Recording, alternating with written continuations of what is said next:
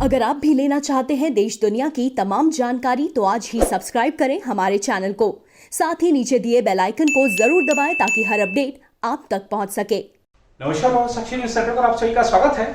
आप जानकर हैरान होंगे कि देश के सबसे अमीर व्यक्ति और रिलायंस इंडस्ट्रीज के मुखिया मुकेश अंबानी ने समाप्त हुए वित्त वर्ष में 1 रुपया भी सैलरी नहीं ली। ऐसा उन्होंने क्यों किया, इसके बारे में आपको जानकारी देंगे। साथ ही आपको बताएंगे कि किस तरह से मुकेश अंबानी के नेतृत्व में रिलायंस इंडस्ट्रीज इस समय वित्तीय रूप से, आर्थिक रूप से सबसे मजबूत स्थिति में है। और आपको यह भी बताएंगे कि कैसे रिलायंस इंडस्ट्रीज पर इस समय 1 भी रुपया लोन नहीं रह गया है, यानी कि शून्य ऋण वाली यह कंपनी बन गई है। कैसे हुआ है चमत्कार, आपको विस्तार से जानकारी देंगे। रिलायंस इंडस्ट्रीज की वार्षिक रिपोर्ट में जो अहम बातें की गई हैं, आपको उसको आसान शब्दों में बताएंगे। साथ ही बात करेंगे केंद्रीय गृह मंत्री अमित शाह की, जिन्होंने कहा है कि प्रधानमंत्री नरेंद्र मोदी के नेतृत्व में भारत ने कोविड के खिलाफ जंग मजबूती के साथ लड़ी और हम विजय की ओर बढ़ रहे हैं। क्या कहा है गृह मंत्री अमित शाह ने, ये भी आपको विस्तार से बताएंगे। लेकिन सबसे पहले आपको बताते हैं मुकेश अंबानी ने सैलरी क्यों नहीं ली। देश के सबसे अमीर व्यक्ति मुकेश अंबानी ने 31 मार्च को समाप्त वित्त वर्ष में अपनी कंपनी रिलायंस इंडस्ट्रीज लिमिटेड से कोई वेतन नहीं लिया। उन्होंने कोरोना वायरस महामारी के प्रकोप के चलते व्यापार और अर्थव्यवस्था के प्रभावित होने के कारण स्वेच्छा से अपना पारिश्रमिक छोड़ दिया। रिलायंस की ताज़ा वार्षिक रिपोर्ट में कहा गया है कि वित्त वर्ष 2020-21 के लिए मुकेश अंबानी का पारिश्रमिक शून्य था। उन्होंने इससे पिछले वित्त वर्ष में कंपनी से 15 करोड़ रुपए का वेतन प्राप्त किया था, जो पिछले 15 वर्षों से इसी स्तर पर बना हुआ था। मुकेश अंबानी के चचेरे भाई निखिल और हिताल मेस्वानी का पारिश्रमिक 24 करोड़ रुपए पर बरकरार रहा, लेकिन इस बार इसमें 17.28 करोड़ रुपए का कमीशन भी शामिल है। कार्यकारी निदेशक PMS प्रसाद और पवन कुमार कपिल के पारिश्रमिक में बढ़ोतरी हुई। PMS प्रसाद को 2020-21 में 11.99 करोड़ रुपए मिले। ये आंकड़ा इससे पिछले वर्ष में 11.15 करोड़ रुपए था। इसी तरह कपिल का पारिश्रमिक 4.04 करोड़ रुपए से बढ़कर 4.24 करोड़ रुपए हो गया। अंबानी की पत्नी नीता, जो कंपनी के बोर्ड में गैर कार्यकारी निदेशक हैं, उनको प्रत्येक बैठक के लिए 8 लाख रुपए और 1.65 करोड़ रुपए का कमीशन मिला। इस दौरान सभी स्वतंत्र निदेशकों को 1.65 करोड़ रुपए का कमीशन और 36 लाख रुपए तक बैठक शुल्क मिला। उधर दुनिया भर के प्रमुख निवेशकों से रिकॉर्ड पूंजी जुटाने के बाद रिलायंस इंडस्ट्रीज लिमिटेड के चेयरमैन और प्रबंध निदेशक मुकेश अंबानी ने कहा है कि कंपनी अब वृद्धि के रास्ते पर बढ़ने के लिए मजबूत स्थिति में है। कंपनी के 3 व्यवसायों दूरसंचार, खुदरा कारोबार और तेल से लेकर रसायन कारोबार को वृद्धि समर्थन देने के लिए उसके बही खाते में पर्याप्त नकदी उपलब्ध है। कंपनी की नवीनतम वार्षिक रिपोर्ट में उन्होंने कहा है कि कंपनी ने जियो प्लेटफॉर्म्स और खुदरा कारोबार इकाई में 2 लाख करोड़ रुपए की अल्पांश हिस्सेदारी बेची है। इसके अलावा राइट्स इश्यू के जरिए और 53,124 करोड़ रुपए जुटाए हैं। जियो प्लेटफॉर्म्स कंपनी के दूरसंचार और डिजिटल कारोबार को चलाती है। मुकेश अंबानी ने कहा, उच्च तरलता के साथ हमारे पास एक मजबूत बही खाता है, जो हमारी तेज वृद्धि वाले 3 इंजनों जियो, रिटेल और ऑयल टू केमिकल्स के लिए वृद्धि योजनाओं में मदद करेगा। वर्ष 2020-21 में रिलायंस ने 53,124 करोड़ रुपए का राइट इश्यू सफलतापूर्वक पूरा किया। इस इश्यू को 1.59 गुना अभिधान मिला था। यह देश का सबसे बड़ा राइट्स इश्यू था।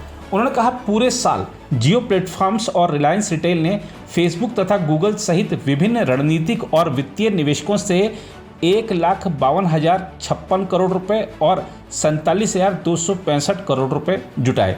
BP यानी ब्रिटिश पेट्रोलियम ने हमारे ईंधन खुदरा बिक्री कारोबार में 49% हिस्सेदारी के लिए 7,629 करोड़ रुपए का निवेश किया। मुकेश अंबानी ने कहा कि इन निवेशों की बदौलत रिलायंस इंडस्ट्रीज तय समय से पहले ही शून्य कर्ज वाली कंपनी बन गई। मुकेश अंबानी ने कहा, इस तरह के मजबूत वित्त प्रवाह और सबसे बड़ी पूंजी उगाही से हमारे बही खाते को और मजबूती मिली, जिससे हम निर्धारित समय सीमा से पहले बकाया चुकाने और शुद्ध रूप से शून्य ऋण वाली कंपनी बनने की प्रतिबद्धता पूरी करने में सफल हुए।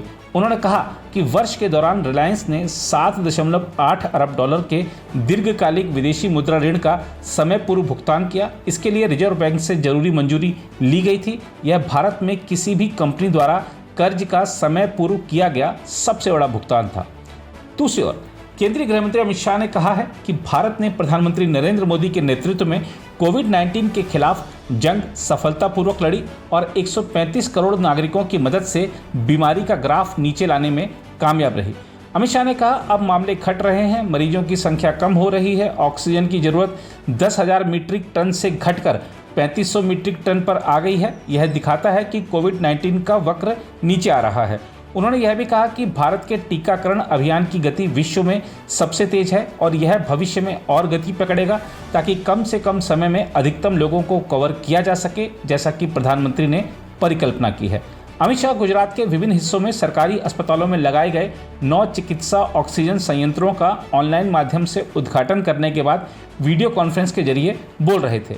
ये ऑक्सीजन संयंत्र गैर सरकारी संगठन वल्लभ यूथ ऑर्गेनाइजेशन द्वारा तिलकवाड़ा, सागबारा, अहमदाबाद 16 सिविल, अहमदाबाद जिले के दसकरोई, कलावाड़, कापड़वंच, भानवाड़, मेहसाना और पोरबंदर के अस्पतालों में लगाए गए हैं।